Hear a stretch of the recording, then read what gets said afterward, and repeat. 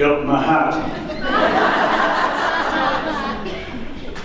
Well, I hope you enjoyed that. That was Dennis's first recce into Laramie. And now we're going to do a Q&A with the guys. So the guy I'd like to bring up first is the guy that premiered in that one, Mr. Dennis Holmes.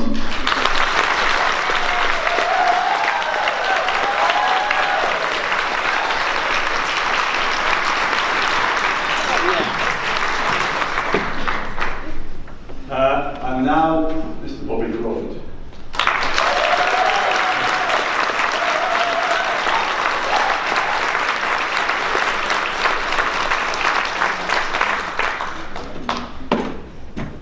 And finally, Dan. What's his name? Oh, Robert Forth.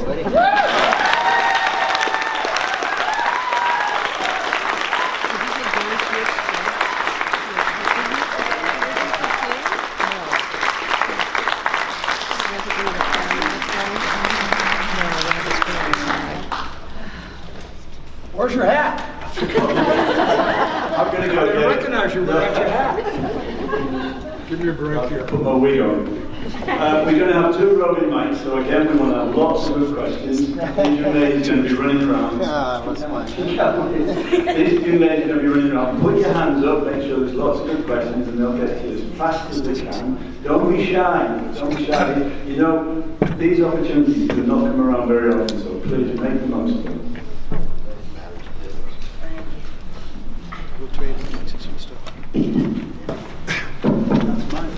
Oh, where's mine? Where did you get it from? Right here. No. You can have it. I want to make a couple of remarks before we start. You know, whenever you saw Fuller anywhere near the water, he was always in it in a minute. That's not working. One thing just before we get started, and while I go and get my hat, Mike Gray, who has been the brains behind this, so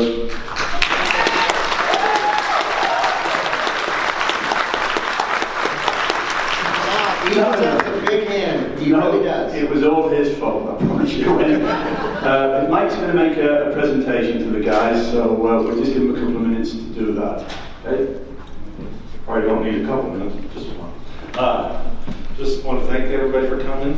It's been a dream. We could have done it without you, Mike. Guarantee you. Thanks for it. We have a couple of little tokens. Your appreciation. You've already seen them because you've signed them. But we framed a really nice poster with everybody's signature for a little memento, and we just really appreciate you guys and what you mean to Laramie. Thank you.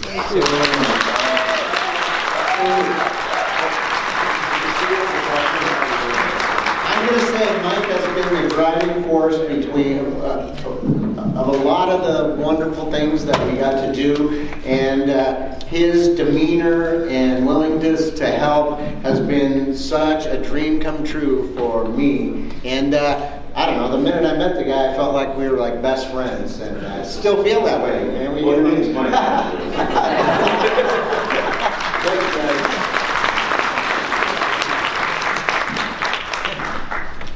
Right, we're going to get straight into this. I'm going to move this again. Is that good? Hey, you all over there. Okay, let's see some hands.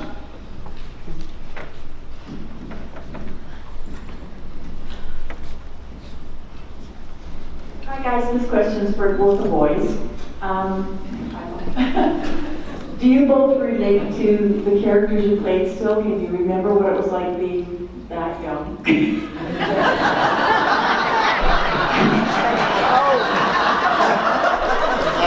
Actually, you know, I was substantially younger than Bobby when I started my episode, and he was when he started his. So he probably remembers a lot more than I do. I remember more the feeling of how it was to go to work every day with everybody, how much fun I had. I had no worries. School was wonderful. Every one of the people we worked with was wonderful. You know, I mentioned the fabulous guest casts that we had, and even I knew some of the people that would come on the show, and I had seen them on movies since I was a kid. I think it's Taro Shimada was the older Japanese gentleman in this. He started off in silent movies. He was in the old detective movies, Chan. Yeah, the old Charlie Chan. Yeah, Charlie Chan movies. He just had a totally, and the Mr. Wong movies. That guy had a storied career. I mean, I'm sure if you think about it, you've seen him probably in 100 different movies yourself. So again, we were just so lucky to have such a wonderful behind-the-scenes group and guest casts. And working with Bob and John was a thrill for me, and a wonder every day. And did you both have writing experience? Oh, it's It's not working. We're trading mics because this isn't working. But you're asking my Because experience. we're brothers. And I didn't get to know Dennis until I think about a year ago, tripping on him at an event like this.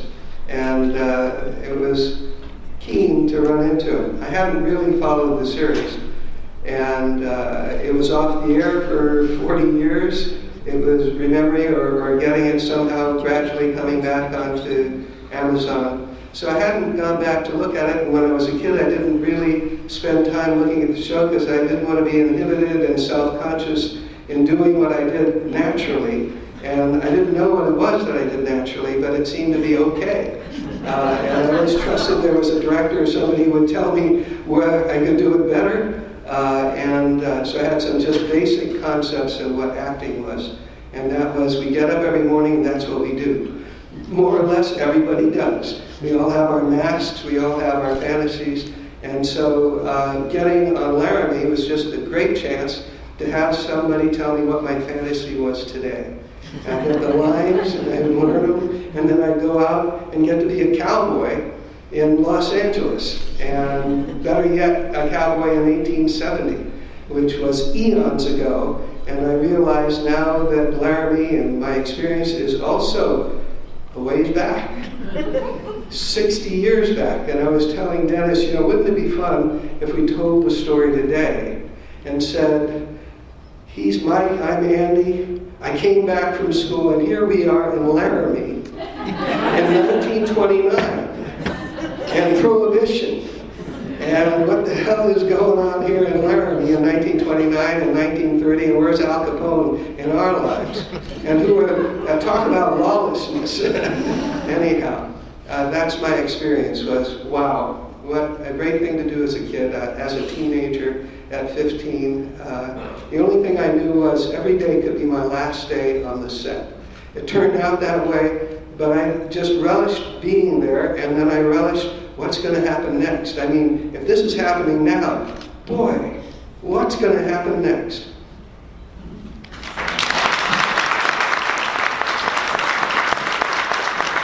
I don't know if that was a two-part question. If you're saying how does the character relate to the person that played it, or how did I relate to the two boys? Which were you asking?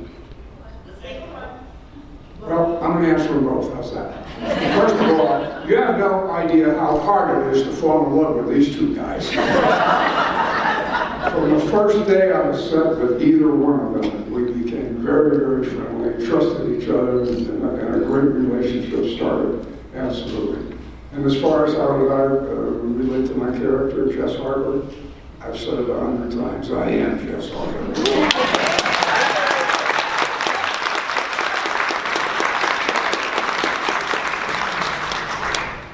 You got any more hands, or is that it?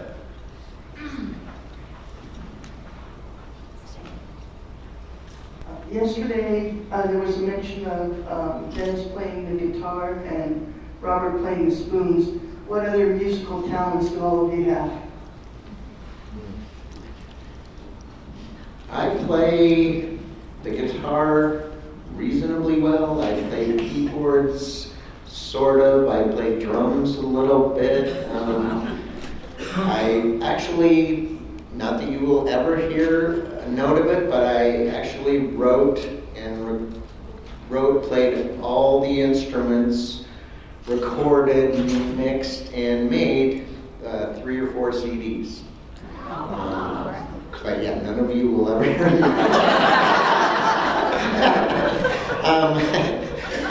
It was really for myself, you know. I did it because I had a bunch of musical ideas I wanted to express, and I found a way to do it when computers became popular. You know, that's a way you can be a one-man band. And so yes, I have loved music my whole life, and I've always been, I always will be eternally grateful to Chuck Courtney.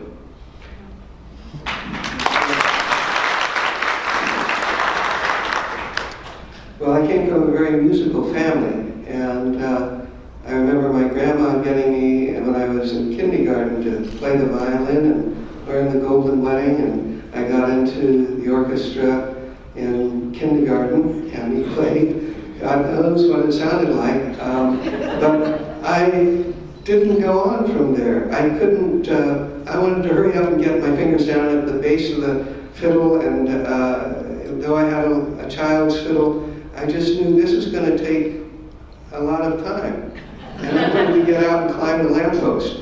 The short story was, I didn't learn an instrument. And in kindergarten, you get the flute and all, but I did sing naturally. That was easy to do. And we were always singing in school. I ended up in junior high in the boys' troubadours. We went caroling. My voice didn't change. People would come in and listen to my soprano and wonder at it, and I would wonder about that too. I was going to finally get manly, and I didn't quite ever get that manly and that baritone. And I envied my brother as he became an accomplished singer and could hit those high notes, but really had this low from the gut sound too that I hadn't quite managed. So my story was, when I stopped getting a change in voice, I kind of stopped singing. I was a recording artist for a year in my last year of high school, and we put out a couple of sides, Johnny and I, Good Buddies, and Mrs. Smith, Please Wake Up Joan, Tell Her I'm Sorry, and I forget the other one, but the one I liked most of all was The Little Old Lovemaker Me. And boy, was I ambitious at 18 to be that little old lovemaker. Anyway, that was the end of my singing career, my music career. My wife, who was married, bought me a piano because I always wanted to learn. My mom was a concert pianist. My grandpa had been a concert violinist, and my grandma was a violin teacher. My grandpa on the other side was a music publisher who had been a song plugger and met his wife at a 5 and 10 cent store, and he ended up publishing songs for De Silva, Brown and Henderson and Irving Berlin, and then ran his Crawford Music Company. So why I didn't get on the band, I don't know, but I didn't, and went on and did other things instead. And now I'm still trying to learn to play the piano. My daughter has come back. I saw his piano at his house, it's dusty. I'll shut up in a moment. I need to say my daughter came back with no music lessons, wrote 5 or 6 songs that she hadn't published, and plays with both hands rather wonderfully. And damn it, I'm going to learn how to play piano.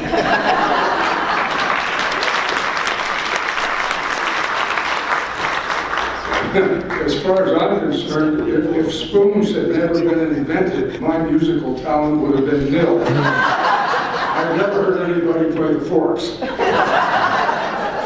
I can't sing Happy Birthday in tune, honestly, and my grandfather was an Italian Metropolitan Opera star. I'm sure he would have been very disappointed that I couldn't sing Happy Birthday. But I don't think we're going to let you off that easy. You've actually made an album. You made an album in Germany. Yeah. You made some singles. How many singles have you made? Trust me, Tony, that was with the help of very professional people that knew how to spin those things with the orchestras and do. I had to sing the same 5 words 10 times in a row to get it in tune. So it took 3 months to make that one. Okay, let's please. I am so going to find that.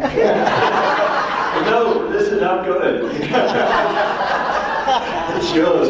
Anybody else got any questions?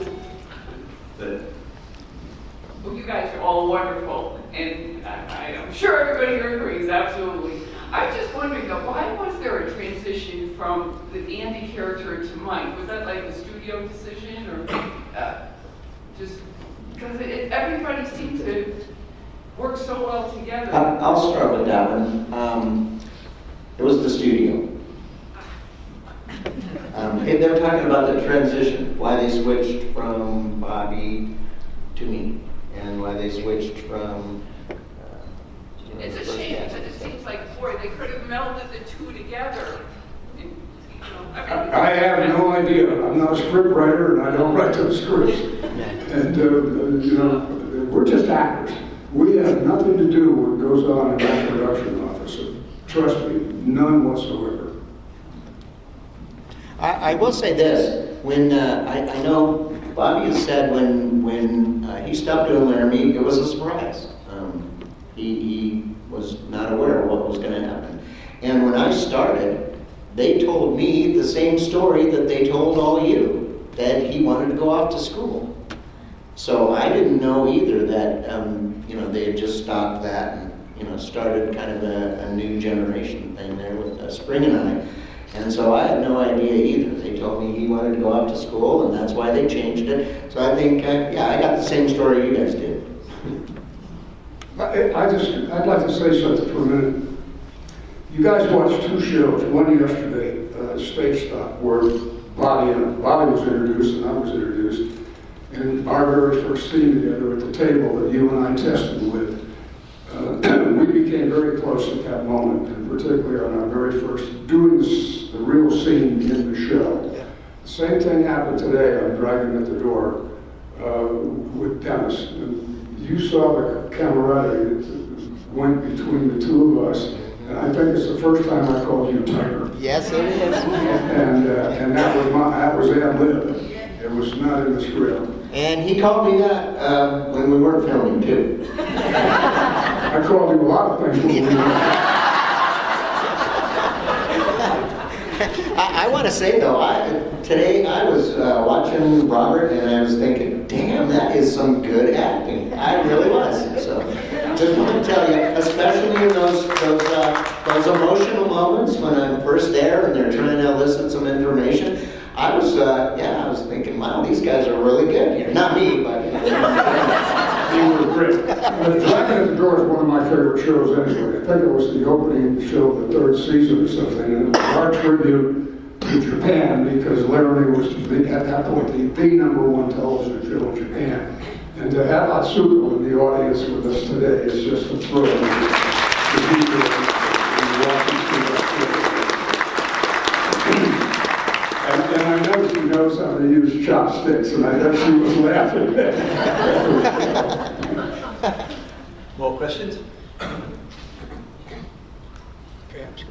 Hi, my question isn't about Laramie, so I'm sorry, but Robert, during your time on Gentlemen Prefer Blondes as a dancer, did you get to meet Marilyn Monroe, or did you just show up, do your thing, and go home? What's the question? Was there? I was wondering, as your time on Gentlemen Prefer Blondes as a dancer, did you get to meet Marilyn Monroe? Did I get to meet her? Mm-hmm. Get to dance with her? Oh, sure. I spent, well, my God, that dance number in itself took about 4 weeks to film, so I worked lots of rehearsal days with Marilyn and also the film. She was just a sweetheart. She was a very young, scared woman at that time. She shook all the time. It was amazing to see. And one of my great moments is when I went on to Marilyn. I called her Miss Monroe, of course. I said, Miss Monroe, and she knew who I was. We were dancers. There were 12, 15, 18 of us, whatever. I said, I hate to bother you, but do you think I could get a autographed picture from you? And she says, yes, come into my dressing room. The dressing room was very small, it was very warm, and sweat was pouring off of me. All these pictures saying, pick the picture you would like. And finally I got a very nice picture. No, she was a sweetheart. She was a lovely lady. Yeah. She was a child.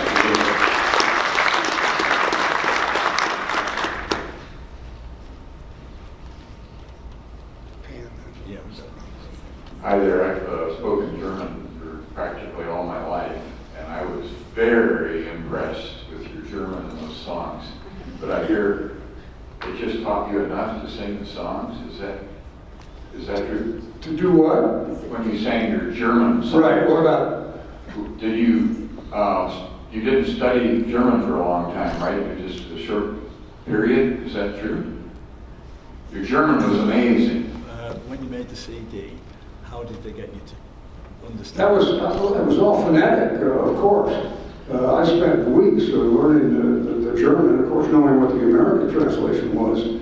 But it took, and I had a 15-piece orchestra, just like Frank Sinatra. I mean, it was big time, a big, huge studio. And, it was the time in my life. I thought I was Frank Sinatra.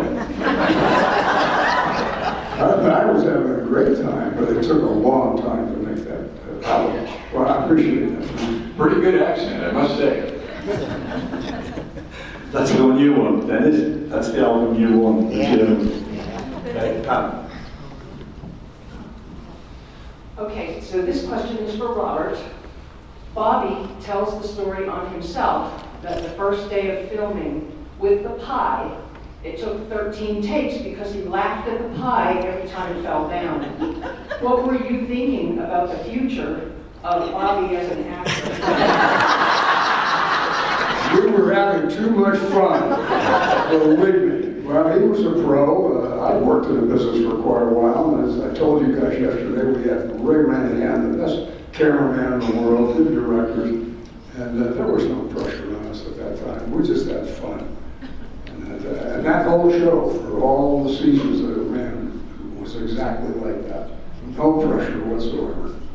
You can all see the fun we had. I think that's why you enjoy the show. You can see we love each other, and you can see we were having a blast every day. And I still think you can see that up on the screen.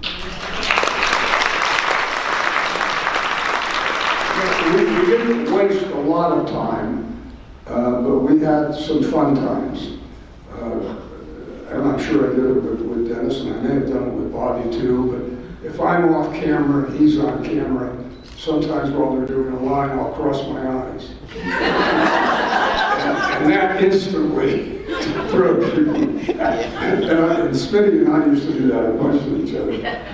But we always had a good time, but we got the job done. Yeah, we talk about, never missing our lines, but we sure busted out laughing in the middle of the scene. And couldn't stop. Yeah. 3 takes, 5 takes, 6 takes later, when you get to that same line again, everybody breaks up. The director's just pulling his hair out. They didn't call Pat Kelly? Okay, Peter. Well, this is to Robert's there, I'll say Jess Harper. I know you did a lot of your stunts. There was one that really freaked me out. When you leaped off your horse onto the ground, into a roll, and carried on the scene. Did you get hurt with that, or did you get hurt with that? No, not at all. I was an acrobat when I was younger anyway, handspring, backflips, and all that kind of stuff.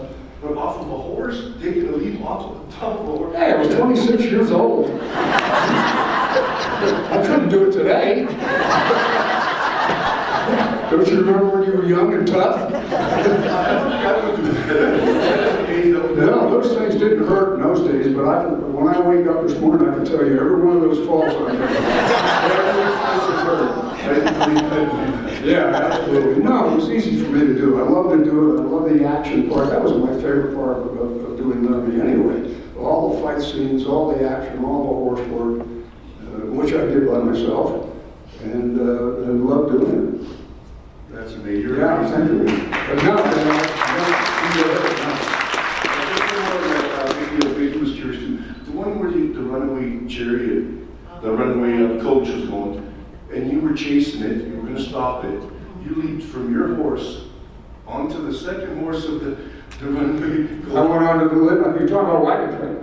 Talk about wagon train. Yeah, wagon train, yes. Yeah, when I transferred to the stagecoach to the leaders. Yeah, I did that, yeah. You did? Really? Well, sure. No wonder. That wasn't Why wouldn't I? If it's in the script, Bob Cooper doesn't. That just blew me. When we saw that, that blew Over a me away. horse, though. You went from your horse over the horse that was closest to you. you to the further horse on the left. How did you manage that? I've made a few hundred shows. I'm not sure which one you're talking about. But yeah, no, I did all that stuff. I had to fight the studio to do it. And the guys here will tell you, I rode that bucking horse in our first scene, remember? They didn't want me to ride the bucking horse. And we had a brand new director. This was our second or fourth show. And the script says, Jess rides a bucking horse. First shot in the morning, Jerusalem rainy day. You and Cody are standing at the corral. And I read the script the night before. It says, I ride the bucking horse. So I'm there in the morning. Herman Hoffman was the new director. And all of a sudden I see somebody dressed up in my outfit. And I said, what's that guy doing? He said, well, he's going to ride the bucking horse. And I said, no, he's not. I'm riding the bucking horse. You know, because the scene is I get bucked off to the ground, walk up and do dialogue with you and Ogie. And the director says, no, you're not. I says, yes, I am. And, well, it got to be a heated deal. And finally, I picked the phone up and called Pat Kelly. And I told Patrick, I said, Patrick, it's in the scene. I ride this bucket. I've ridden bucking horses. I want to ride the bucking horse. I want to be bucked off, hit the ground, go to dialogue on camera. So nobody, all of you that watch the show, will not know that it was me, not a double. And finally, Patrick Kelly said, God, can you really do it, Bob? You won't get killed. You know it. I said, yes, I can do it. He said, give me the director. Well, he gets the director. Now the director's really mad at me. So I'm going to write the bucking horse. Now I've got one of my best friends is the wrangler, Richie Brim, who you both knew very, very well. He's a guy that I hunted and fished with a bunch. But he ran the show. He was a wrangler. He was in charge of everything. All the horses, all the animals, took care of my horse. And he didn't like the idea either. He says, you can't do this, Bob. You're going to get hurt if you buck off this horse. And I said, Richie, all I'm going to do is take 2 bucks and I will fall off on my own and walk the camera. And finally I got everybody convinced that I could do it. And then his assistant that was with him, now I get on, as you all know, a bucking horse has to be flanked to make him start to buck. And he's just standing there when I get on him. So we roll the camera, I get on the bucking horse, you and Ogie are by the fence right there, and I'm set on, and I told Ray, I said, I'm going to hit right there on the ground, throw my hat down, and walk to the fence. So they say action, and Richie flanks the horse like this. And the horse goes. Right? And I looked down at Rich. He just didn't want. I said, Richie, flank that son of a buck this time. He looked at me. He said, "Okay, roll him." And bam, they hit that thing. And he bucked. I did exactly what I had planned to do. The horse bucked 2 times, and I knew I could fall whatever way I wanted to fall to hit that spot on camera. And I did that. That's amazing.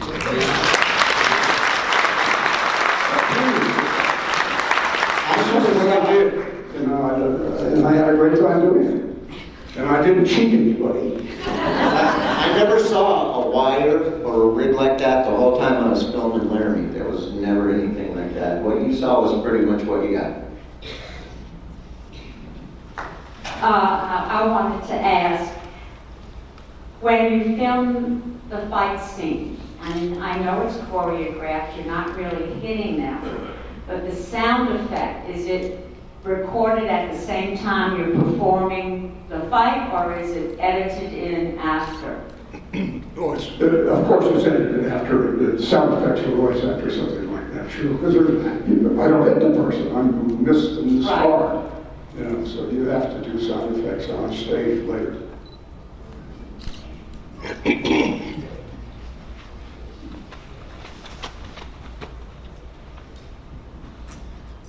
This is for Robert Fuller.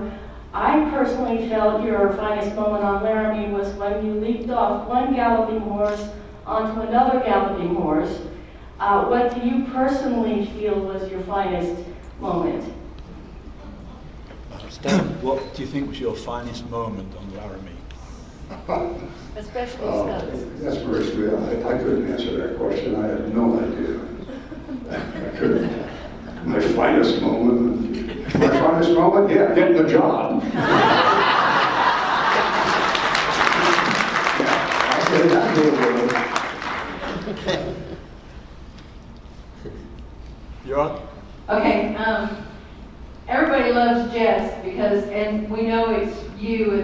three of you, we all fell in love with Jess, but I was asking about when you transitioned to Wagon Train, like Cooper Smith, who is a really different character, much less demonstrative in a lot of ways. How did you do the transition? How did you feel to make sure that it was a different character for you? Great question, thank you. I started Wagon Train probably 2 weeks after Laramie ended. There was not much time. It was starting at, I think, the 7th season of Wagon Train at that time. And I was going to go in as the new scout on it. Well, I'm certainly not going to bring Jess Harper to Wagon Train. I didn't think that would be right. I didn't want to do anything like that. So if you see, I changed my whole outfit. I went to a brown hat, brown glove, brown gun belt, that. And then, of course, the script was written differently for Cooper Smith than it was for Jess Harper. So the transition worked very good. But I think in my mind, the change of wardrobe helped me figure out the part in my mind how I could transfer from Jess to Cooper Smith.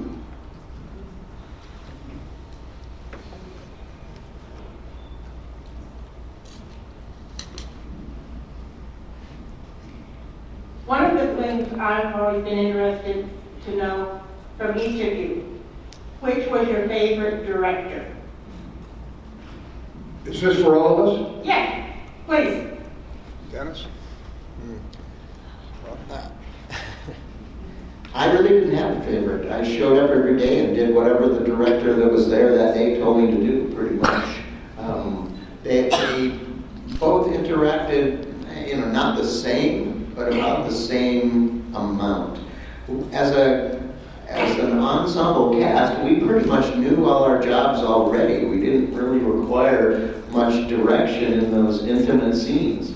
We all knew who we were, and we all knew our lines, and we went through them. So as far as my work was concerned, the director wasn't that integral to my performance. Now, as far as Bob goes, where there's a lot of staging involved, there's a lot of other people involved, that might be very different. But for me, like I said, very rarely did we get any direct direction as far as how we were supposed to feel or how we were supposed to present ourselves. We knew our characters, and we were comfortable with them, and we just did our jobs every day. I haven't gone back to get the names of the directors. Earl Bellamy sticks in my head, and I think that's because he did an episode. I remember him being somehow responsive to me, and whether he gave me a direction in particular, what the scene might have been, I can't recall. And I kind of relish now, because I have some distance, to look at the different episodes and see who's on, because I've done that on a few. Leslie Sealander, these fellows who had a history I knew nothing of at the time, that had been around from the turn of the century, some of them, doing silence and then great westerns as well. So the thrill my brother got with Sam Peckinpah in those first seasons of Rifleman, we got to work with some very seasoned veterans. And I just knew I was safe coming on the set. Whoever was behind the helm had a plan, knew if I was doing something wrong or could do it better. And so I was looking for, can you do it better? The director I worked for loved to tell the story how he studied with a little lady in Ireland. And he remembers her best direction to him was, George, that's very good. Now do it better. I do want to add one thing. Before I did Laramie, I had worked with Don Siegel, who you all know is the director like Dirty Harry, stuff like that, who was a really nice guy. And then I had worked with Henry Hathaway, who was hell on wheels. He was one of those old-time directors that would stomp around and yell and scream at me. Oh my goodness. So when I came on Laramie, those directors were pretty much pussycats compared to Henry Hathaway. Well, Bobby, you said the right word there when you talked about Earl Bellamy. Earl Bellamy was one of the great directors in television forever, and I enjoyed working with him. But I would say that Les Sealander and Joe Kane directed probably 90% of all my episodes, for sure. Yeah, and I love them both. Some of you might have heard me say yesterday, These were older men that had been in the business for 100 years. They directed Tom Mix, Roy Rogers, Gene Autry, and now here they are working with us, John Smith, myself, and Boyce. And they were a director in those days when we were working. We were actors. We knew our lines. We came to work ready to work. All we had to do was have the cameraman set up our marks,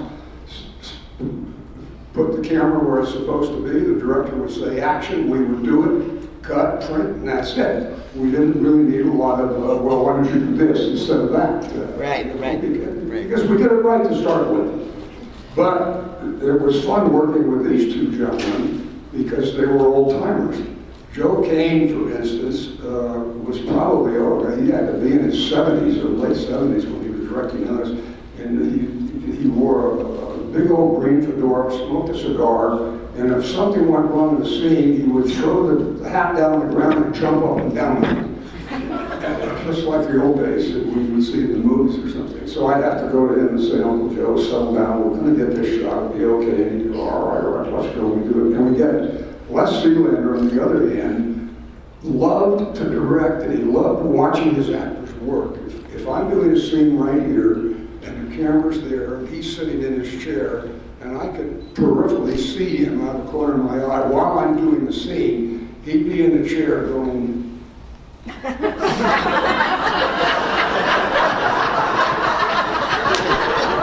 swear. I mean, it drove me nuts. And I'd have to say, cut, when you get back in your chair and sit still. Do you remember him doing that at all? He got so involved in the scenes, he almost got down on the floor. No, we had marvelous times with this. Next, please. I have a couple questions. Dennis, on this episode, you were so natural. How long had you been acting at that time? Well, yeah. My first acting job was when I was 6 weeks old. So That wasn't for too 9 years about that time. No, it's a funny story, or interesting, I guess. Operation Pacific was a movie. John Wayne is a captain of a submarine, and he goes to an island in World War II to rescue some nuns.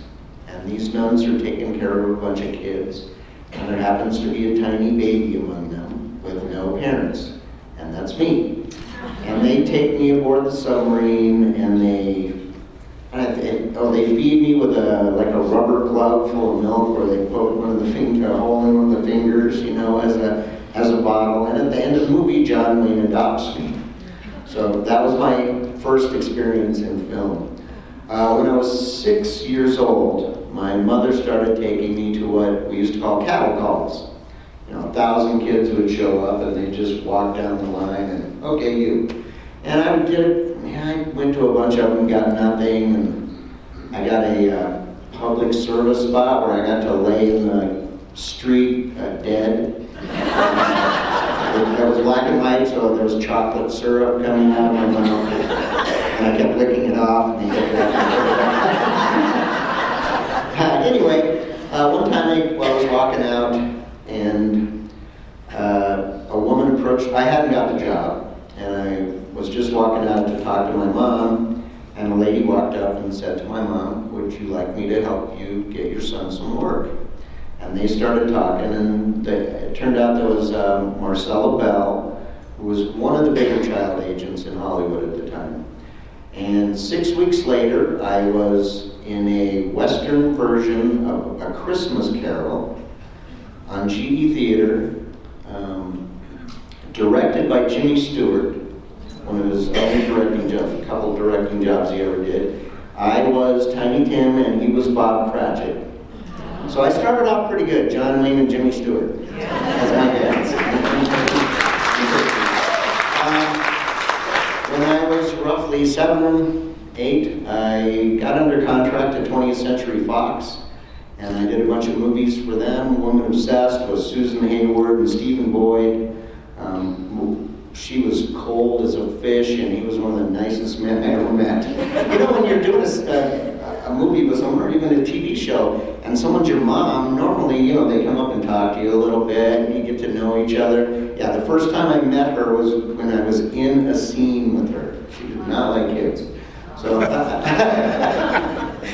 was kind of interesting. Yeah, and that was the one directed by Henry Hathaway.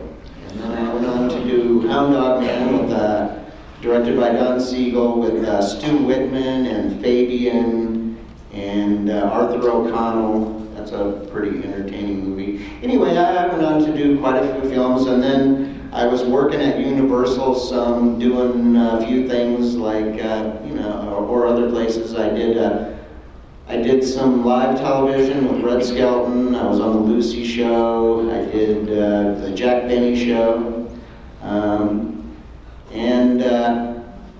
Then all of a sudden Universal bought my contract from 20th Century Fox, and all of a sudden I was on Laramie. So that's how that went. I've been at it a while now. Second question for Robert, in this episode as well. You look pretty natural up there with Haru in the romantic scenes. I was wondering, you were talking about retakes. Did you We're ever... talking to which Bobby? You, Jess? Robert. Did you ever get done with one of those romantic scenes and say, wait a minute, we got to retake that one?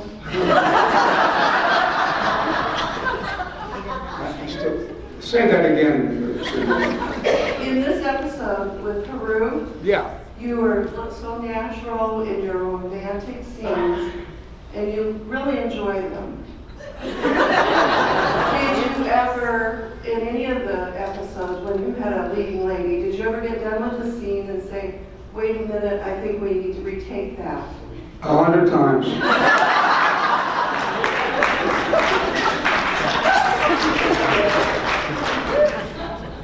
But Bobby, what was your very first line in the picture business? You're asking me my first experience as a child actor? Yes. Yeah. Yeah? Oh. First time in front of camera. I'm not sure I ever tried to think that one up. I think I was... Good question. As I said yesterday, my Sunday school teacher turned out to be a child agent, an agent for child actors, one of the biggest in Hollywood, Gene Halliburton. And so, though we had done small theater, my parents would do little theater around town. And I remember sitting and watching them do it. And then I remember my brother at the age of 4 being Little Boy Lost in a local theater production. And I don't recall whether I'd acted on stage or anything before he did. And so that means I was 6 years old and I'm going to Sunday school. And eventually we went on some interviews for commercials. And I don't remember clearly the first things I did. I do remember that they were probably a commercial. I remember a little later I got to do a Frito industrial film. And that thrilled me because I never had a hot Frito before. And I love those, but I think I was at least 11 years old then because it was 1955 and I remember my Fritos at Disneyland in their little Mexican restaurant and think, boy, these are fun. But what they're missing is that hot Frito I got in the industrial film. So it was stories. I remember playing an Indian on an ice cream commercial. And I loved the soft ice cream I was getting, and I thought, this is really good work that you get to do.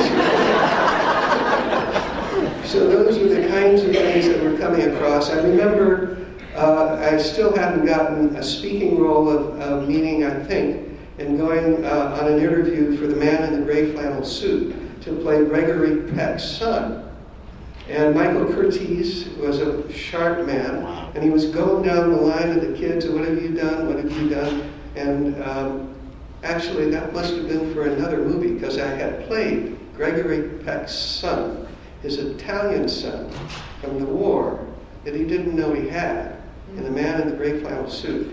And Curtiz asked me that, and I said, I played Gregory Peck's son in The Man in the Gray Flannel Suit. He said, I saw that movie, I didn't see you. Well, I was the photograph that they showed. And he said, right. You with a photograph, okay. I pitched around and I did get some roles finally, and I'm surprised because now they're all available again. I'm able to see things I didn't see before. And they seem to be digging them up on IMDb, and then nice people have been putting them together. And this lady, Stacy Schaefer, just sent me a DVD for my birthday, my 75th birthday, of all the things I've been in. The complete episodes of Donna Reed, the Laramie series is available, but at better quality than I've had in the past. And I'm stunned. And then I did a Californian, then I did a couple of Cheyennes, then I can see myself with my brother on The Rifleman in 4 episodes that I could barely remember doing. So anyway, that was my arc as a child actor.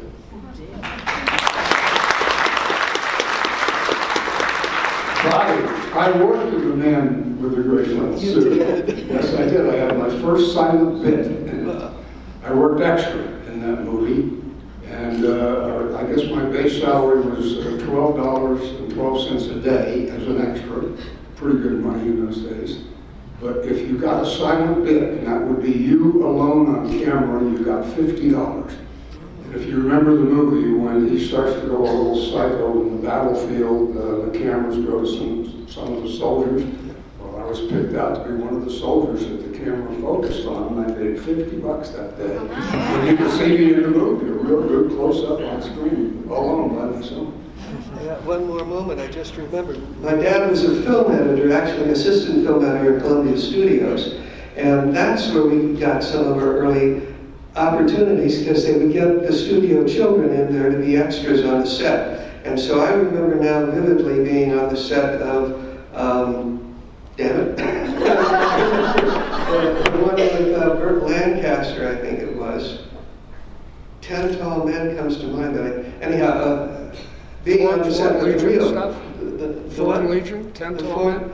I don't know what that is now. It was there for a second and it just slipped away. But what the real memory was, I worked for 2 weeks. Tommy Reddick was the star with Hans Conried, doing the 5,000 Fingers of Dr. T. Oh my gosh. And I was one of the kids on the piano with my brother. And we must have been 6, 7 years old. I remember going to work for 2 weeks on the set at Columbia Studios, being one of 5,000 kids. Well, there were 50 kids on the piano there. Wow. And but really gave me a great thrill later in life was somebody sent me the Donna Reed and reminded me that I did a great scene with Hans Conried and Donna Reed show. And I had a speaking part with it, so I moved up the piano.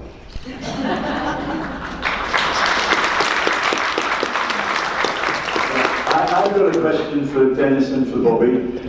You guys had 2 things to do when you were acting. You needed to be educated as well. How did that work when you were trying to fit in schedules with your work and also go through your education? Yeah, I like your education story too. I remember mostly it was just a day or so. I remember being in love with Phyllis Thatcher because she was playing a teacher in one of the series I did, and that I could be that close to this woman that was so lovely. And she was my teacher. I wished all my teachers were Phyllis Thatcher. But the other point was that when I got on Laramie, I was really starting to get educated and ambitious about going to college and really trying to be good at my studies. And I was struggling with geometry.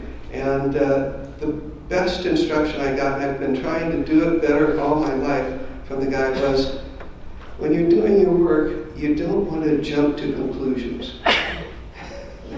You want to take a step. Don't jump to conclusions. I didn't realize I was jumping at all.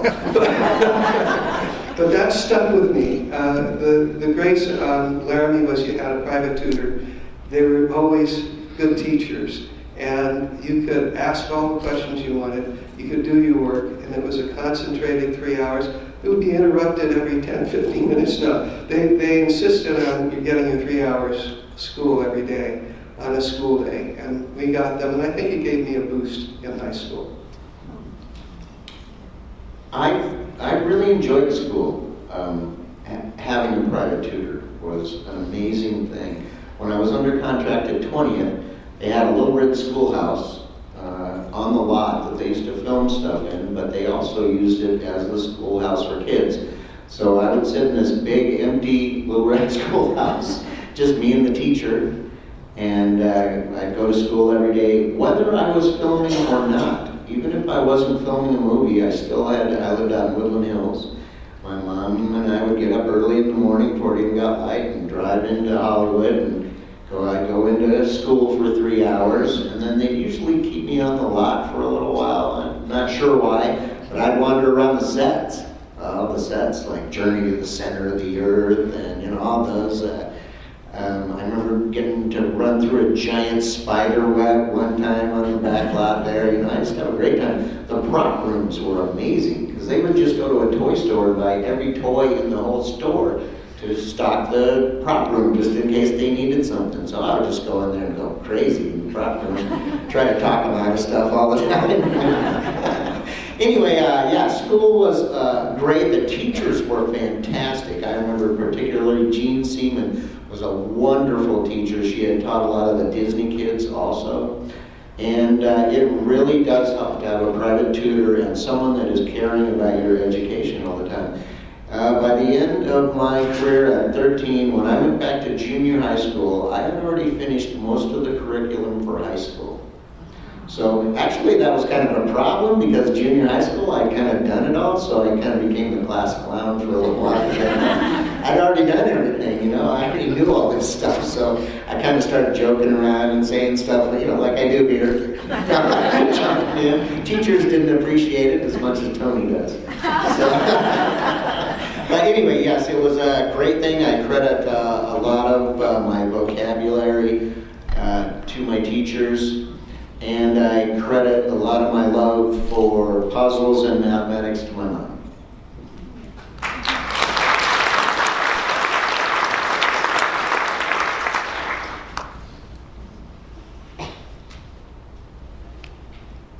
I did want to add one thing. The teachers fought for you. They made sure you got your 3 hours. They were interested in your education. Am I right? If they had to, they would fight for you. You had a welfare worker, they were called. Yeah. Sorry. This is for all of you. The days that you guys were on set, did they shoot around you? And how many hours a day did you work? Well, to accommodate our 3 hours of school on the 8-hour shooting day. And the shooting day would be sometimes 12, I'm sure, for Bob. But yeah, we were only allowed to be, I think, at work for 8 hours. We could get, maybe they didn't count the lunch break, the half hour, the hour lunch break, but it was 8 hours for kids under 16. And that meant 5 hours work.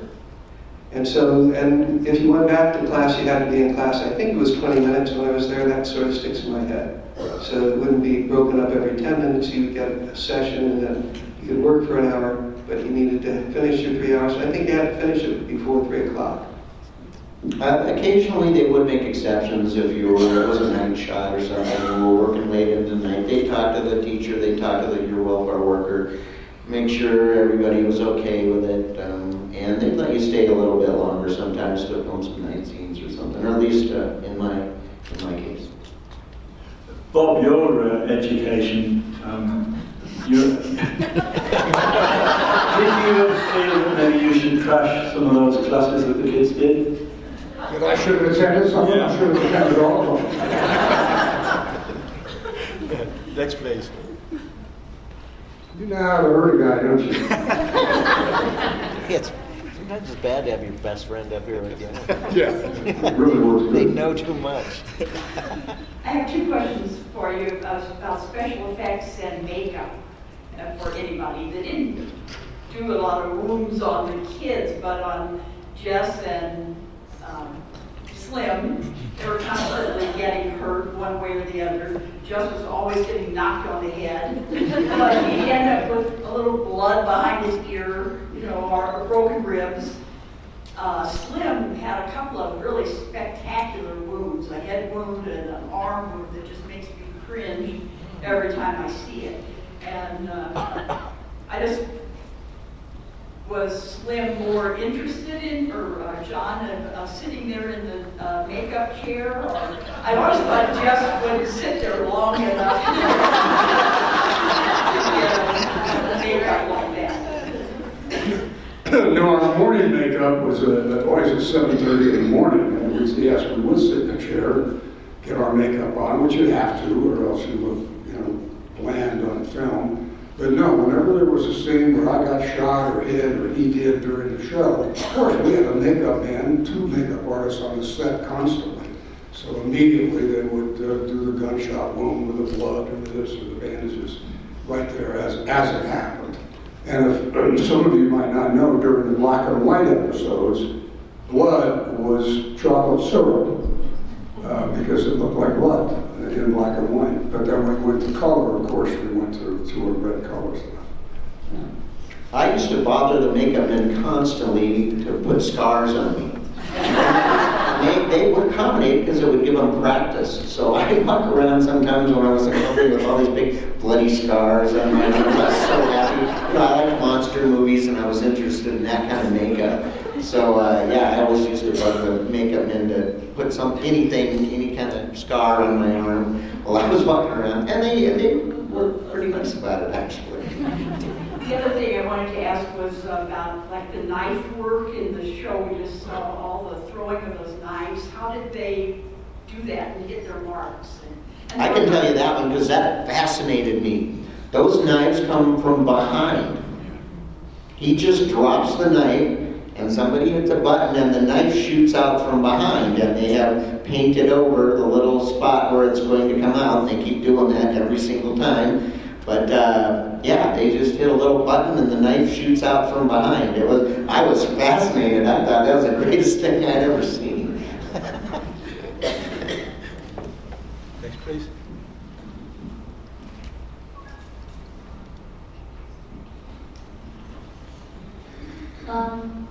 My question is for Mr. Fuller. I was wondering, with all the falling off of the horses and the, when you're doing your fights or whatever, how do you keep from falling on your gun? That's a loaded question. It would hurt. No, that's absolutely great question. It really is. When I would do those scenes where I would fall off the horse, I would use a double holster. I wouldn't use my really good holster. I had one that was identical to it, but it was older, and a rubber gun. I would not fall on my own Colt 45, which belonged to me anyway. And so we had doubles for stuff like that. And I had tons of double hats, boots, spurs, everything, because every now and then the crew would throw me in the river for some reason or another. So it was always double stuff like that. No, it was always a rubber gun like that. Yeah.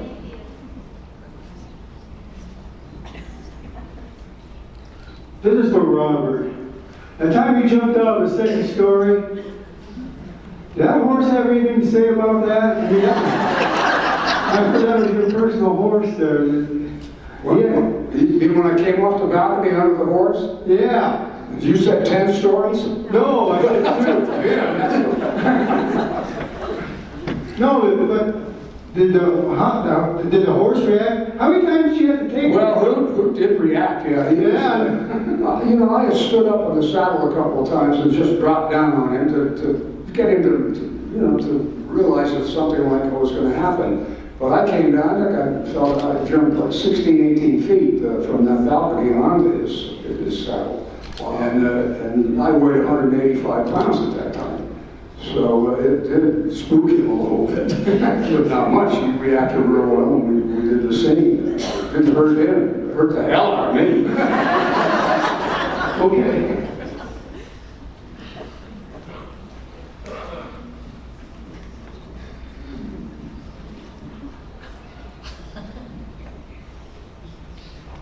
Robert, was it hard to transition from stunts and extra into acting with a full speaking parts? Wow, that's a good question too. You know, it would be for some people. It wasn't for me because I worked in the picture business. I got in 1952 as an extra. I probably worked in 200 motion pictures as an extra. I've seen these great directors. I've worked with fabulous actors like Humphrey Bogart and Jimmy Cagney. I've been in scenes with them as an extra. So when it came time to say my first line of dialogue in the movies, it was nothing to it. I'd already been there. I knew about camera, I knew about lighting, I knew about everything. Do you remember your first line in the movies? What was it? Oh, sure, I remember my first line. I was working extra on a great picture, a big motion picture, with Gary Cooper and Friendly Persuasion. You probably remember that. Dorothy McGuire. And I got a great extra job on it. It was a picture that was going to shoot for 3 months. I played several different parts as an extra in it. Played a Mormon, I did this, I played a soldier, I did some stunts day after day. And this one particular day, I happened to be set up in a scene, and that day I was going to be playing a Union soldier. And another Union soldier and I were set up, and it's a shooting gallery where Gary Cooper is going to come in and, with Mark Richmond and do a little scene. William Wyler, a fabulous great director, is directing this movie. And the assistant director just placed the two of us very close to the shooting gallery scene. We're standing there, making $12.05 a day. And Gary Cooper comes on the set, and I've seen Coop every day for him. I've been on the movie for 2 months working extra. And he walks into the scene with Mark, and I hear him talking. I'm only 15 feet away from all of this, and Willie's sitting in his chair. And I hear Gary Cooper say to William Wyler, he said, this scene is very stagnant right now between Mark and I. We need something happening as I walk into it. And I see Willie Wyler say, yeah, we need somebody to say some dialogue with Mark Richmond as he comes in. And he looks over at the two of us. And the guy I'm standing with is about 6'2", good-looking guy, and he's got the fake sideburns on down to here. I've got real sideburns down to here. And he points to this guy and he says, "You come over." And I thought, "Gee, I missed out there." You know? But anyway, he goes over, and in 2 seconds, Willie looks up at him and he says, "No, those sideburns are fake. They'll show up." And he points to me. He says, "You, come here." And I walk over and he says, "Now your sideburns look real." And I said, "Yes, sir, they are." He said, "Can you act?" And I said, "You bet." And he said, "Say this line." And he said, "I can knock down more than you can." And I said, "I can knock down more than you can." He said, "Give this kid the part." And I'm in the shooting scene at the gallery, my very first line of dialogue in motion picture, and this is with Gary Cooper.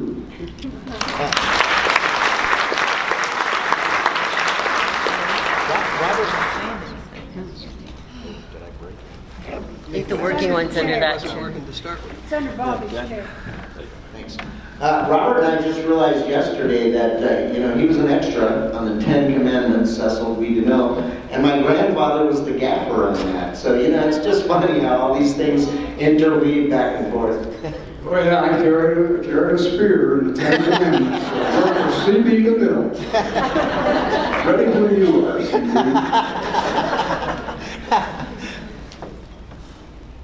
All of you gentlemen out there, do you have any props that you kept from some of the movie things that are mementos to you that you like?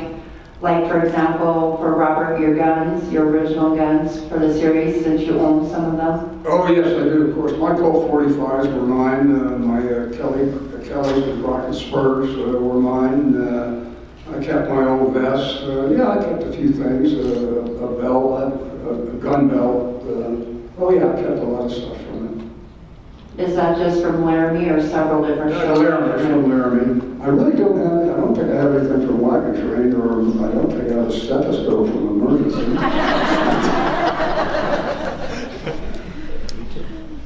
I had some souvenirs. One of them that I treasured for years and finally it went away was the chair Bob gave me the first season on Laramie. It said Bobby Crawford Laramie on it.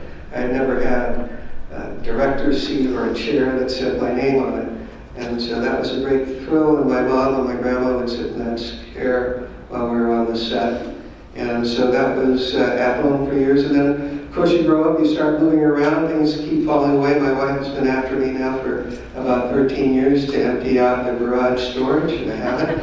And I don't know that there are many treasures in there. I remember for years carrying around the years I got on the Mickey Mouse Club when I was an honorary Mouseketeer. And they gave us a little treasure box, and I got the little treasure box. So those stick in my mind, but I'd have to go digging around now, except for the DVDs we have on Laramie and the things that we're trying to save digitally. But those are the highlights for me. Oh, you guys have seen my mom took care of me. The shirts out there I wore every day on Laramie, the belts out there that I wore every day on Laramie. And that Laramie sign is a good story because my mom just flat out stole that. That was the sign that they kept in the cars out front of the stage or out at Sherman Ranch when we needed to go to lunch or we needed to go somewhere. We would take the checker cabs, I think checkers, yeah. They were, what were those kind of cars? Anyway, yeah, that was always put in the front window there. And that's one of the interesting things. I encourage people to look at that sign because the artwork in that sign is phenomenal. And if they were putting that sign in a window today, they would print one up on a piece of paper and show it in the window, and there would just be a little block lettering that said Laramie. And this is a work of art. Someone spent time painting this thing beautifully. And that's how the movie industry was. It was artists, people that cared, and that people really wanted to create art every day. What was your most memorable moments on Laramie for all of you? Is that for me? My most memorable moment? Well, again, the day I got the job. I had fun every single day of my life on that show. I really don't have any special moments at all. Unless you want to pick out, like we talked about earlier, my very first scene with Bobby that we had tested for, and then the first time that Dennis came on the show and we did our first scene together, I had tears in my eyes this morning watching that. With such great memories coming back to these, both of you guys. Yeah. Really, it's so much fun together. My favorite memory, we had so much fun every day. It really does all blur together. But I remember they let me get close to stunt work sometime in the corral out there. We were doing a scene where I had to get pretty close to a bucking horse, and it was very carefully choreographed, but it was very exciting. And I felt like, oh, I'm getting to do a stunt for the first time ever, I'm stuck in now. And I don't remember what episode it is. You probably could remember better than me. Yeah, it's hard to pick a favorite moment. I guess if you're trying to remember vividly moments, I remember getting in our 58 Chevy convertible and with my mom to go to work the first day at Universal and being let through the gate.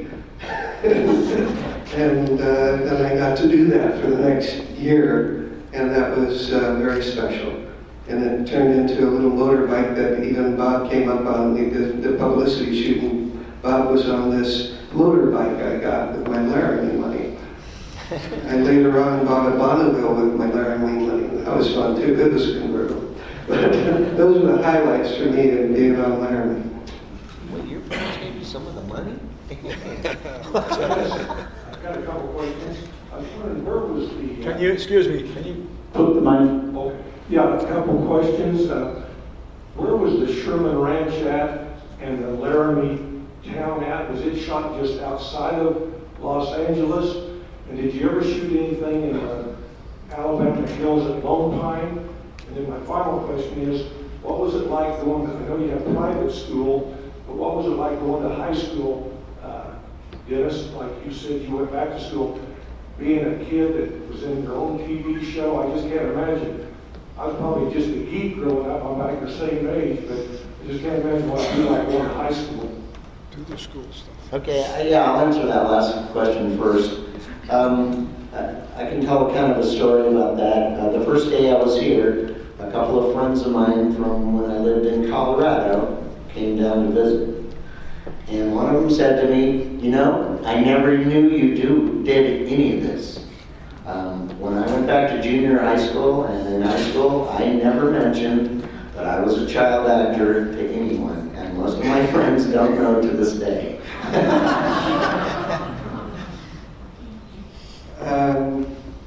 What was the question? How was going back to going back to school, high school. I've been in and out of school, and I went to Hollywood High that had a lot of kids that were in show business. And so I didn't feel I was treated any differently. I probably got more flack because I was about the smallest kid in school. And I always wanted to be on the football team, but I never even tried out. I ended up being a fencer because as a fencer, I could actually stick those bigger guys and get away with it. But nobody bothered. Laramie was a hit series, and I was on it for a bit, and I went back into the 10th grade. In fact, I'd go in and out of school while I was doing the show, and I don't recall anybody mentioning it.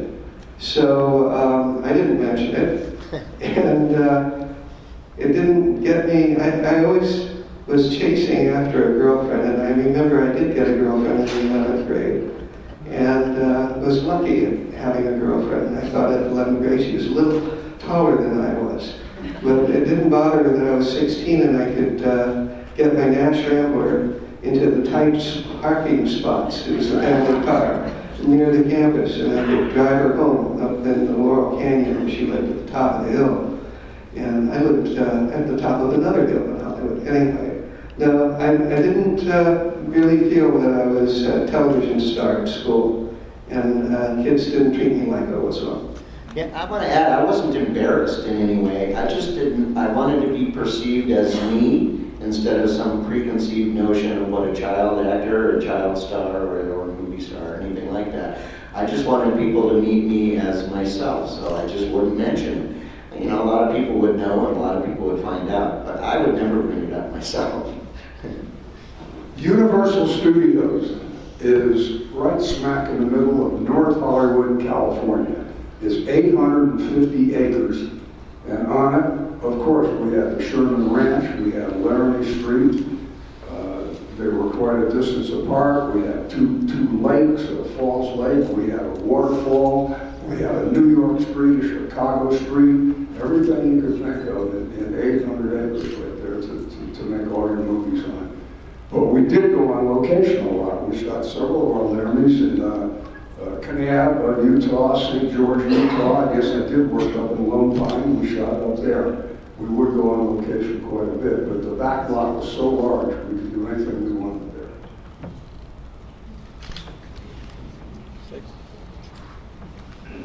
Yeah, I was just wondering on your pay wage, like where you started working, this would be for, yes, for Bobby, Robert.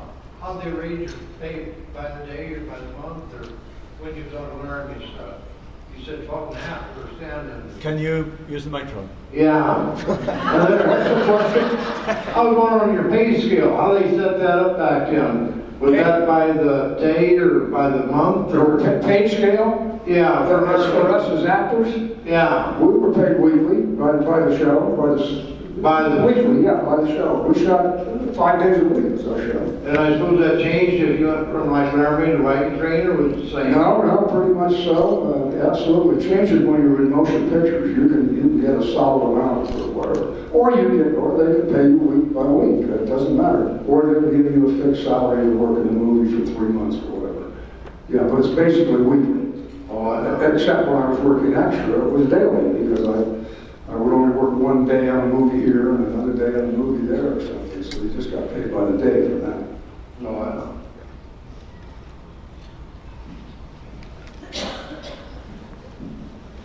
Oh, here comes trouble in River City. This is my other illegitimate son. I think everybody, first thing they notice when they see you is your belt buckle. And would you explain when you got that, how you got it, and how many people have one like that? Oh, cool, sure. No, I've got a really, really nice belt buckle here that was given to myself, three of us on wagon train were invited to go to Reno, Nevada for a big parade type of thing. Well, Jubilee days like this. And they gave each one of us these gold buckles with a 1899 silver gold dollar in it, and a beautiful buckle. And we were very, very proud of them. I've had it for years and years. It's one of my favorites. Yeah.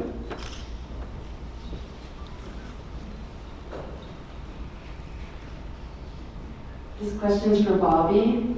I was wondering if you and your brother Johnny ever compared notes at the time between Laramie and Rifleman and what you did during the day? Or was it just like going to soccer or whatever? Didn't really talk about it.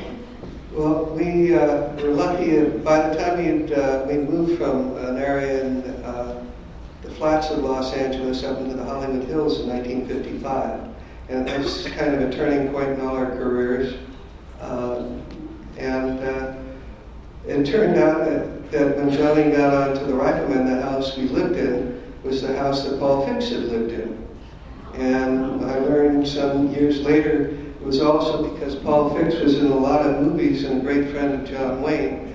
When John Wayne was getting married for a second time, perhaps, I've forgotten just why it was, but he had to go up and stay at Paul Fix's house and use the bedroom my sister was using before she got there to get ready for the wedding. And so John Wayne slept there. But what I'm trying to get at is what? Tell me again. What did it say?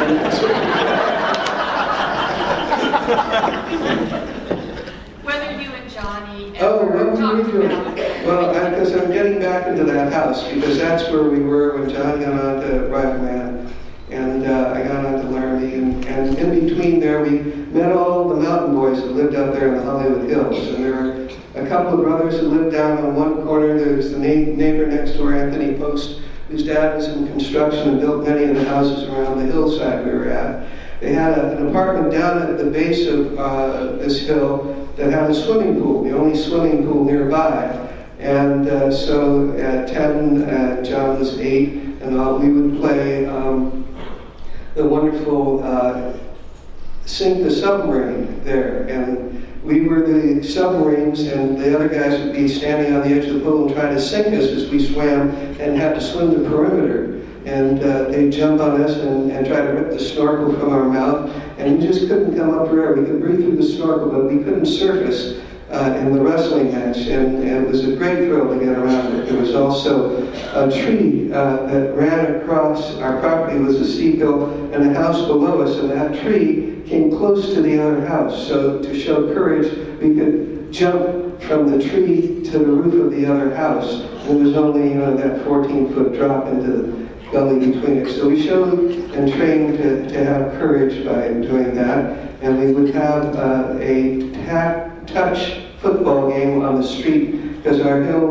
house was on a circle that ran around the hill, and so we had about 60 yards of flat, straight street at our house on down to the corner, and it was great because we had a 3- and 4-man football game every day. Or especially on the weekends and the holidays. And the kids were always bigger than us, but we were always quick and could catch the ball, and it was always close games. And then I remember getting my football pads and playing tackle football with those guys. I forget where we go to find the open lawn to do that. And then we loved our guns, and by the time we were teenagers, we had those air pistols that shot pellets. We also had been taking fencing classes and dancing classes down at Fulton Studios. So we had fencing helmets and jackets that we could put on and shoot each other with the pellet guns and not get hurt too much and not put out an eye.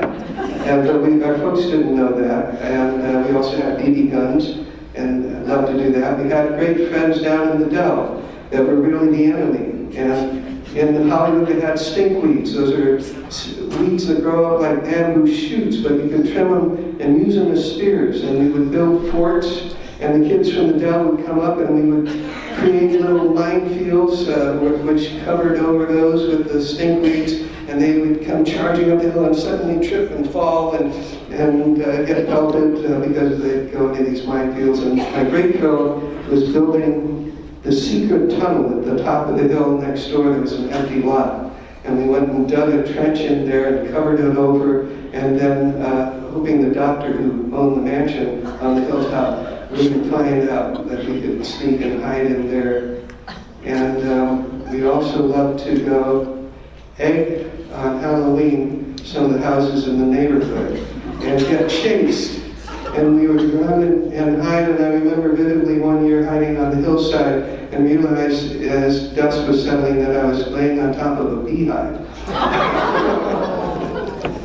And the only last thing was we had a two-story house and a staircase, and we had a nice machine gun that shot wooden bullets, and we had those little puff guns that shot things. And the challenge was, a trench warfare to charge down the stairs and not get hit by the wooden bullets from the machine gun. Now I have a few more stories. I succeeded a few times. Anyway, we also would be down there, and now and then we'd get into a little tussle. I don't know why, but I remember my grandmother screaming one time, "He's going to kill him! He's going to kill him! Betty, he's going to kill him!" And I didn't. But the other thing was, my dad was an athlete. And I remember at like 12 years old and my brother 10, pinning him. We would have wrestling matches. He'd be the bucking bronco. And we'd be down there on the floor of the downstairs between his bedroom and ours. And we'd pin him down. And my dad would finally get pinned down. And he'd be on one arm, my brother on the other.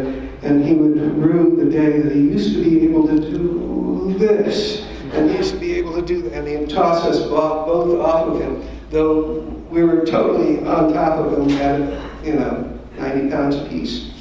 Anyhow, that's what we did when we weren't on the set.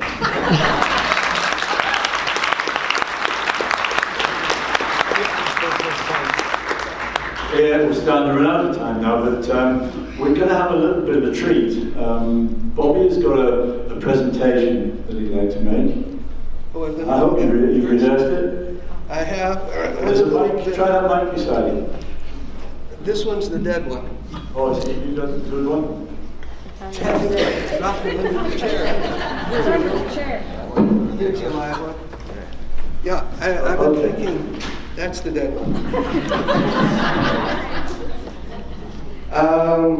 When we were talking about doing this, I kept trying to think of something to offer, and I remember my dad having a story, so I thought I would try to get it out. I've been working on this for a while, trying to get it in my head, and I'm too nervous to do it without taking a peek at my notes. But as a closing comment, I have been preparing to share a humorous cowboy story and song that my dad gave me for occasions when I am sitting with family, friends, or fellow travelers around a campfire. The song verse is one you all recognize when I get to it, and I'd like you to sing it with me if you care to. The story goes like this. The cattle moo as cattle do, but now the herd's content. As are the cowboys sitting around the campfire on this moonlit night on the Wyoming prairie. It's been a hard, dusty day on the trail, riding a herd on some 10,000 head or so of bored bovines on their way to becoming steaks with a baptism of Worcestershire sauce. Okay. I really memorized this. Anyway. The hard-bitten men, yes, steers do bite sometimes, have been treated to a passable meal of cocoa van on the old chuck wagon. And now smoking their stogies and pipes, are toasting marshmallows for dessert. It's a somber, reflective group, each man into his own reverie of gals behind, back home that is, or gay, happy that is, times spent striding madly through battling doors of various saloons. One rugged hombre, hat pulled low over his eyes, lost in thought, overlooks the proper handling of the twig bearing his marshmallow. It gets too all-fired close to the flames, melts and drops into the embers. The grizzled trail boss gives him a withering look, and then sadly begins to sing a song that in later years is used for the song Ghost Riders in the Sky. And the song goes like this. At first they turn a golden black, at first they turn a golden brown, but then they turn to black. The insides are driven down, they're leaping through a crack. And when they hit the embers, friend, the sound they makes is dire, for that's the sad remembered end of a marshmallow in the fire. Yippee-ki-yay, yippee-ki-yo, yippee-ki-yay, marshmallows in the fire. What once was white and oh so plump is now just sticky goo. It smells like something from the dump, it must taste yucky too. But blow the leather on the stick and this time hold it higher, and you may avoid the trick of a marshmallow in the fire. Yippee-ki-yo, yippee-ki-yay, marshmallows in the fire. Now when it turns a golden brown, you put it in your mouth. Press it with your tongue, the crispy crust will burst, and all the flavors that pop out will thrill your taste buds and your heart. And you cannot stop, you must start another marshmallow in the fire. Nobody's doing the yippee-ki-yo or the yippee-ki-yay. Marshmallows in the fire. So that's my own bit.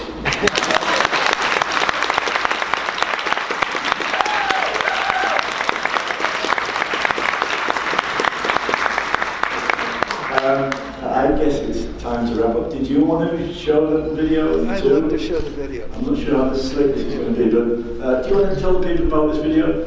Oh, well, it's wonderful what the fandom does in remembering and keeping Laramie alive the way you do. Anyway, Stacy Schaefer is somebody who's very clever with clips, and she's found some clips of Laramie, I think, that really shows the Laramie love, the affection, and a lot of what the show is about. Over the whole arc of the show, with a song that just brings 3 minutes together, some highlights of all of us having fun on Laramie. And I was so thrilled to see the quality she was able to get off the TV. I think you'll like this. Oh, I'm sorry. Go ahead, did it. We rehearsed earlier, I screwed it up then. You want to see this? You haven't seen it. You got to get out front to see this. Come on down, Bob. I'll come. Look at this.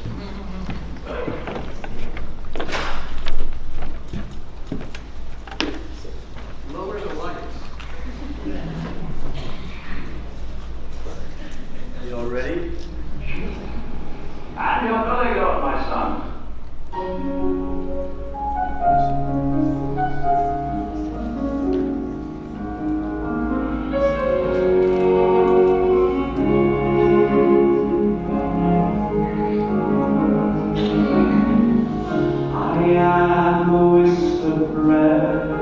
Rising up through the air, never knowing where tomorrow goes.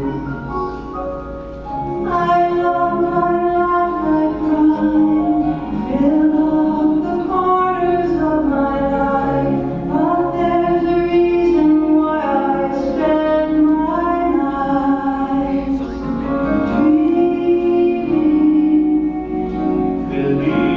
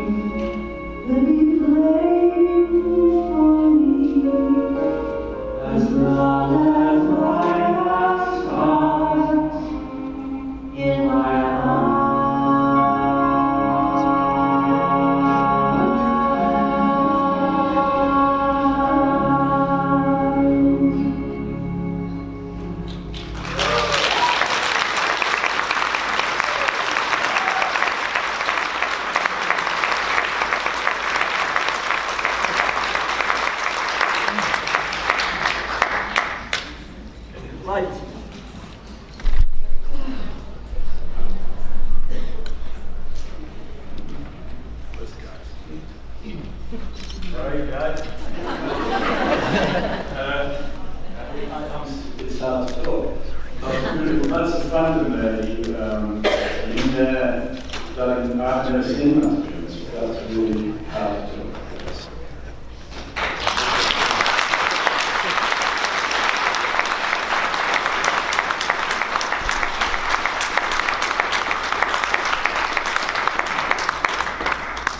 Thanks for the memories, guys. It's a real good thing to do today.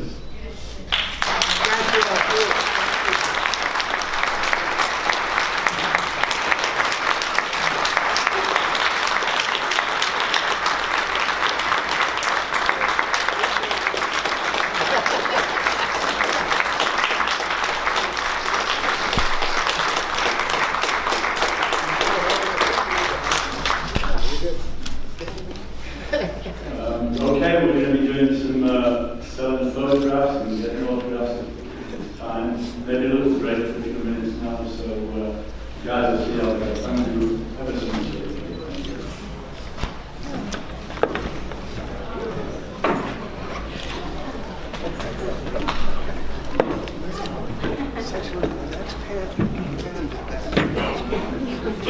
How about a special?